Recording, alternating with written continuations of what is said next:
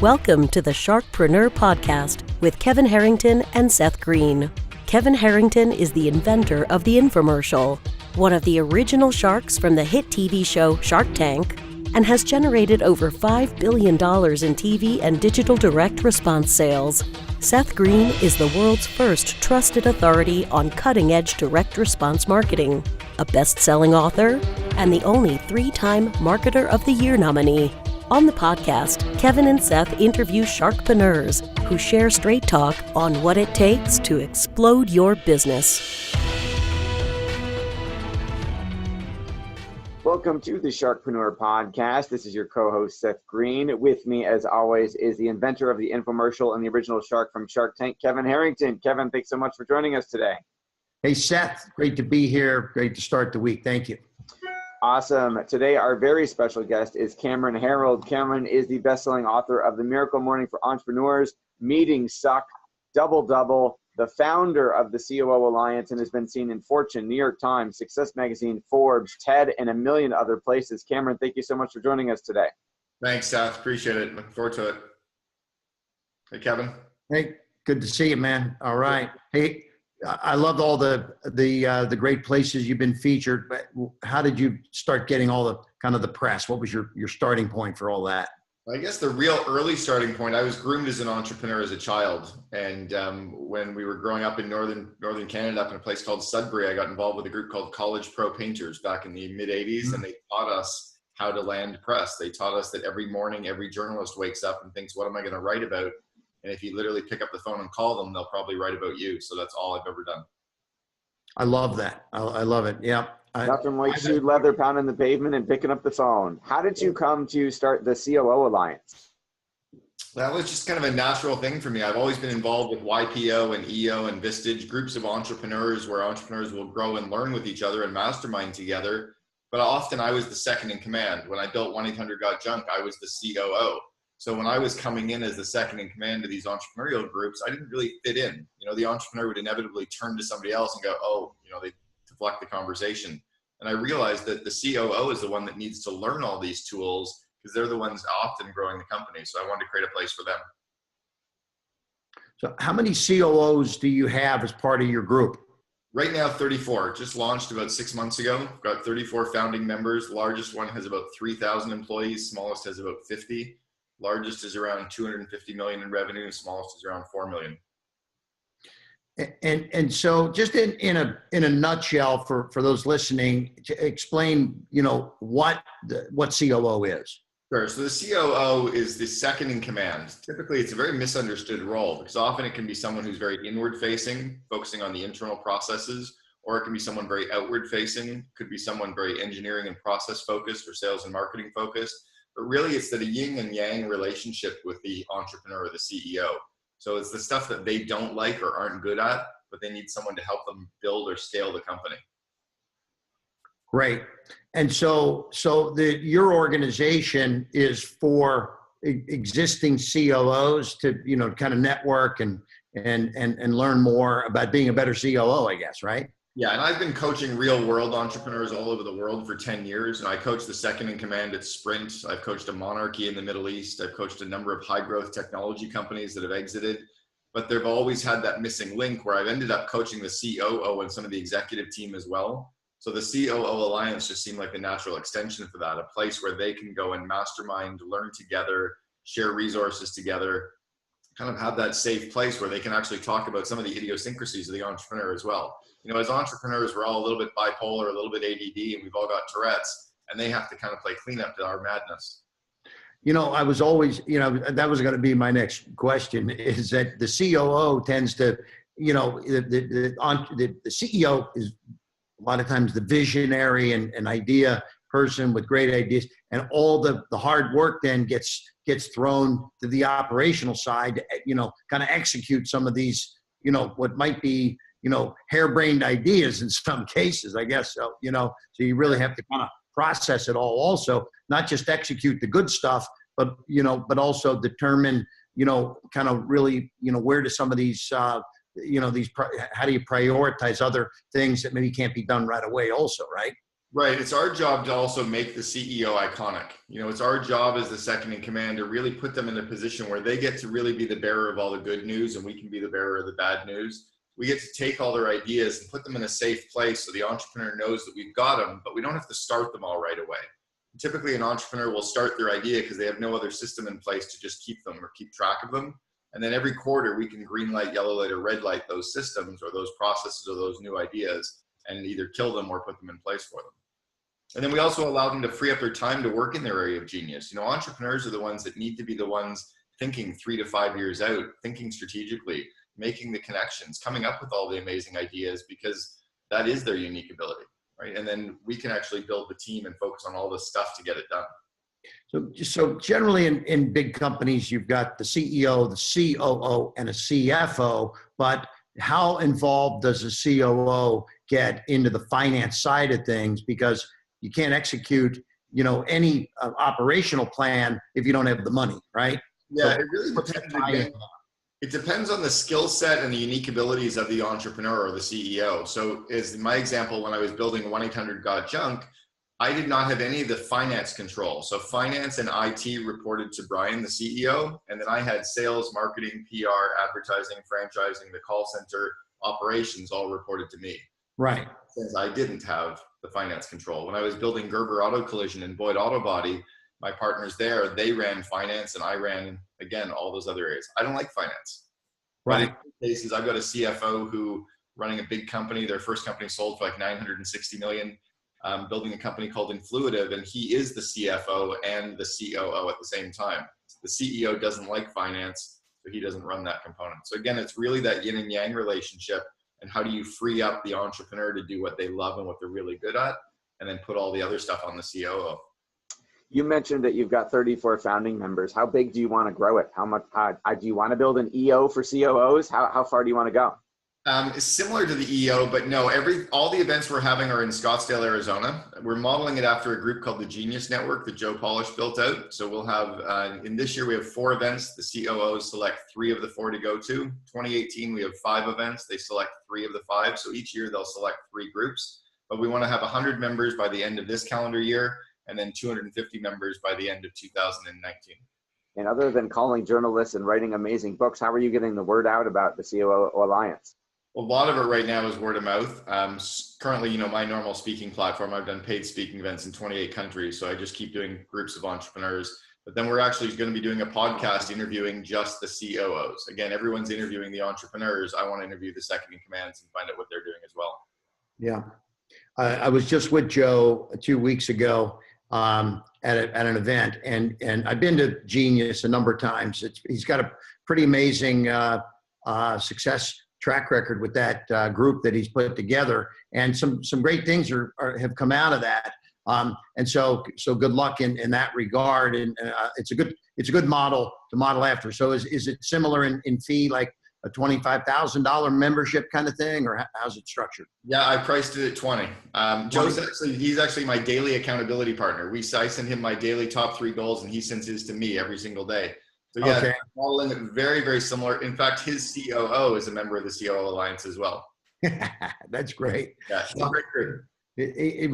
Joe was at an event called War Room last week, which is another group of digital kind of people. So it's, you know, at the end of the day, it's kind of cool how a lot of these organizations and networking things kind of dovetail. I mean, I don't know if you knew, but I was one of the original founding board members of EO. It's our 30th anniversary now. So 1987, I was hanging out with a bunch of entrepreneurs, and we said, hey, we need an organization for ourselves, you know, because we were actually young entrepreneurs at the time. And so here we are 30 years later, and it's been a pretty amazing brand around the world. So I know all the guys that you were a part of then, Bill Trimble, Dave Steele, Phil Carroll, Neil Balter, all those guys are friends of mine. Yeah, I was a member from 95 to 2000 up in Vancouver, Canada. Yeah. So Neil, God bless, he's Phoenix based, you know, has had a couple of challenges with his health recently, but think he's doing well. I talked to him not too long ago. So if you talk to him before I do, tell him I said hello. But I will for sure. Yeah, he said he says he's clear. I just got a note from him the other day. That's great. Yeah, fantastic. Thank you for starting that. It was an amazing organization. Yeah, thank you.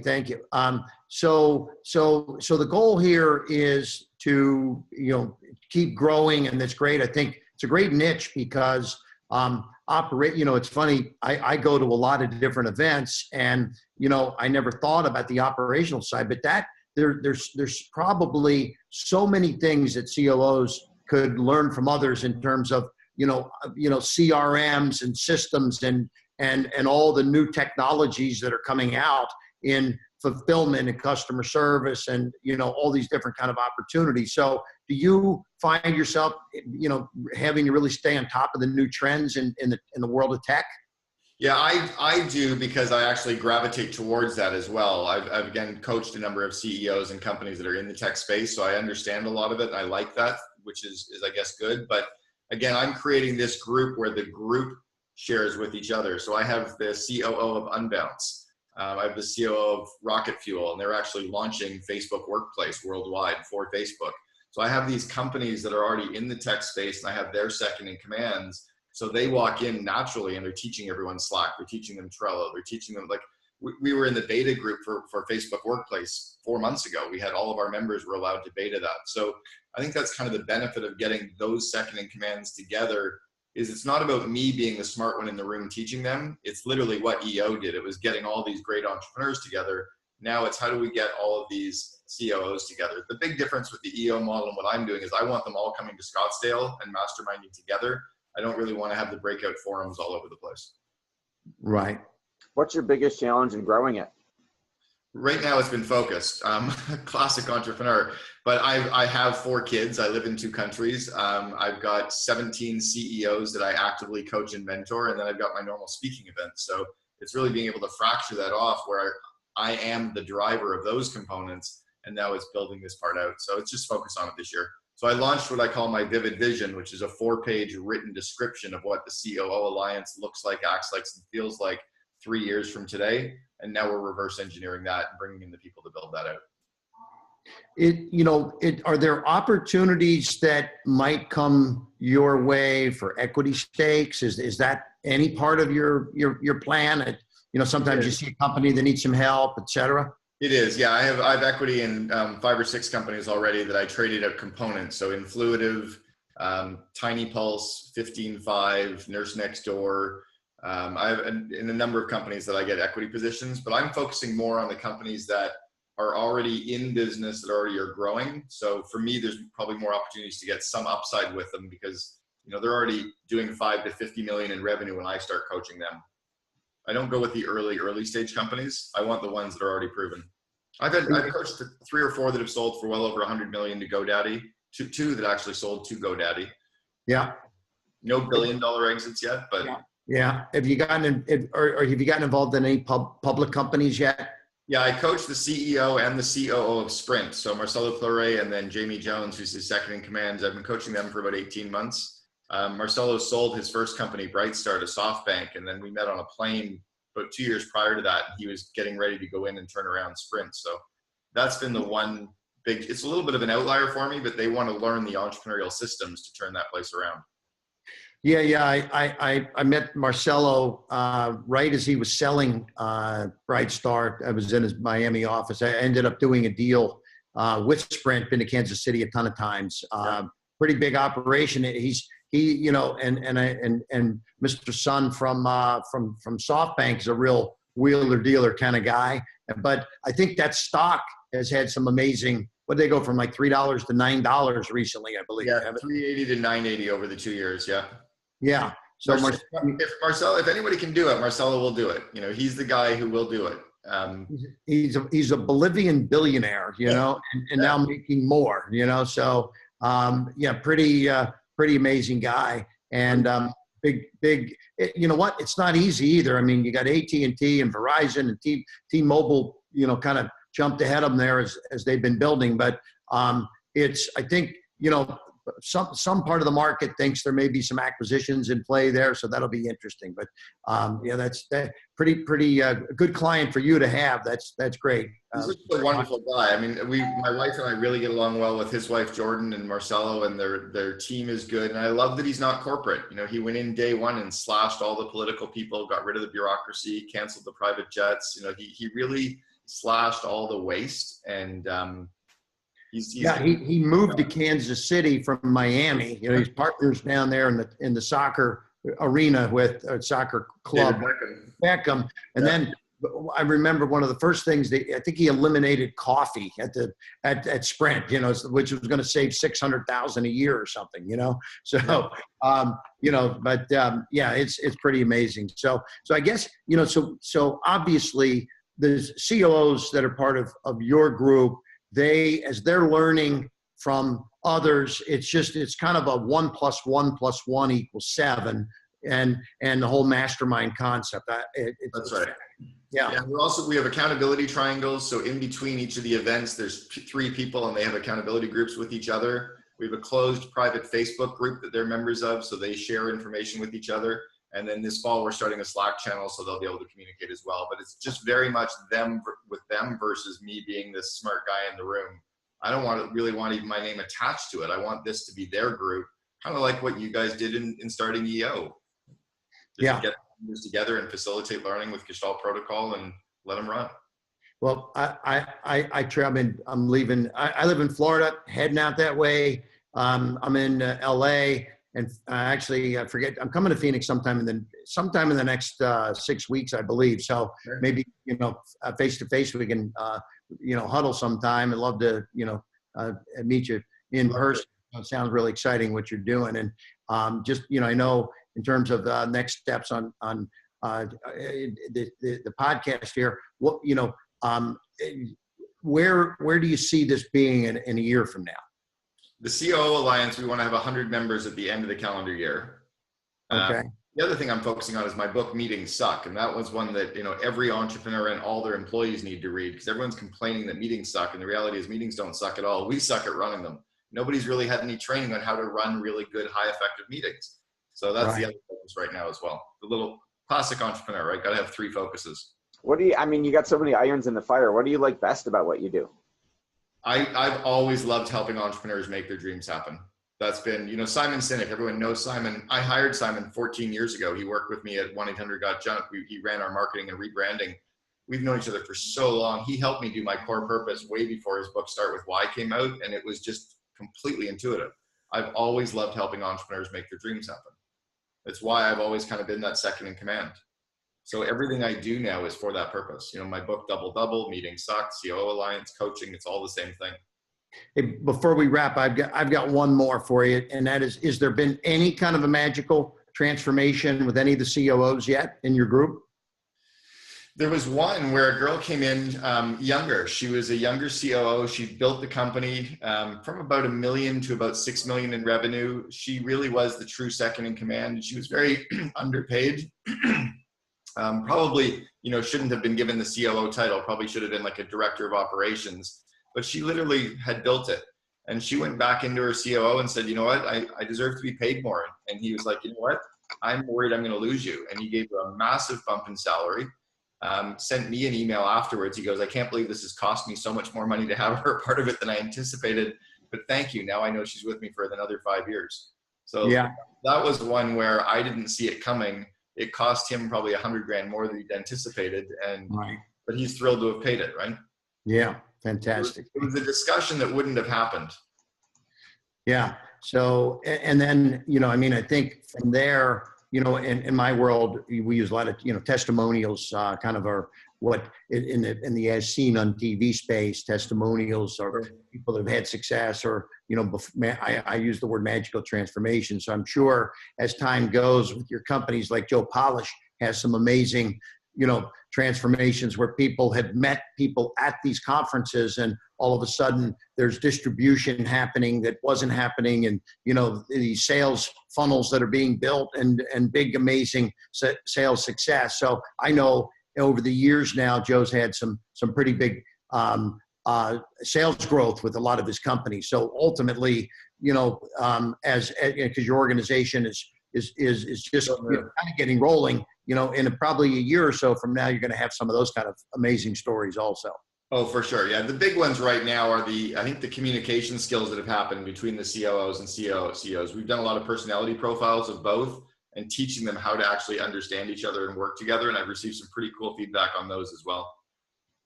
Just Fantastic. understand each other.